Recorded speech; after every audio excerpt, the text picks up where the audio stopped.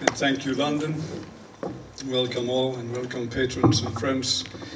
We started the Free Press Society in Canada about a year ago, and we kicked that off, as you know, with the Ann Coulter event. This was by many viewed as a pretty radical person to bring to Canada, but we made the point. We had a great event in London. We had a great event in Ottawa, even though they wouldn't let us. And then we had an even greater event in Calgary, where overnight, as you know, because of Ottawa, we went from like 500 people in Calgary to over 1,000 people in Calgary. For the simple reason that everybody said, hey, let us come out and show the East what the West can do. So it was wonderful. Tonight, we are inaugurating a new series of events, which are we call them the Signature Series because they are pretty special. We have with us, obviously, Ezra Levant, who is an incredible freedom fighter from Canada. He, as you know, if we may have the other picture up on the screen, this one started it all. That's me. That's Ezra with a cartoon and some beard. But seriously, this is the picture that in 2005, as the Danish cartoonist said, if you saw him when we had him over here, this is his only cartoon that has ever survived 24 hours. His cartoons did 5 a day, or 5 a week, sorry, every week of the year, and they lasted till next morning. And then he had to produce another one. This was the only one that ever survived.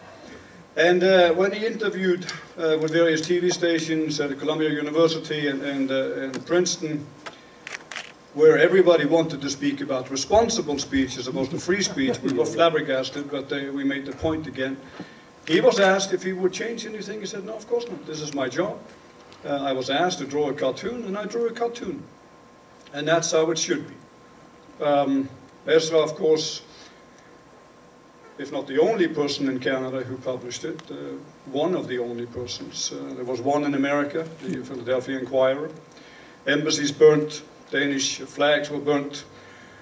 And if you're like me, I still don't understand how people in northern Pakistan can find Danish flags to burn. I don't know where the Bible in Toronto. So clearly this is not as spontaneous and not as the Arab world, the Arab street is rising, and we better behave.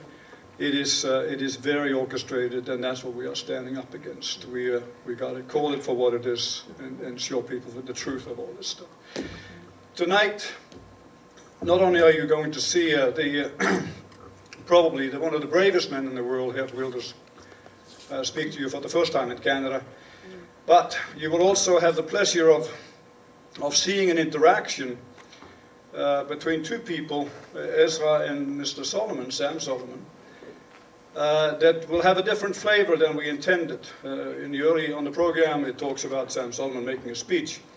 Instead, we thought it might be of more interest to you to see an interaction between Ezra Levant, who was accused of hate speech for publishing a piece of cartoon by some Muslims in Calgary under Canadian hate speech laws based on some Quranic verses. Most of us didn't understand anything of what was going on, like why is anybody upset over this?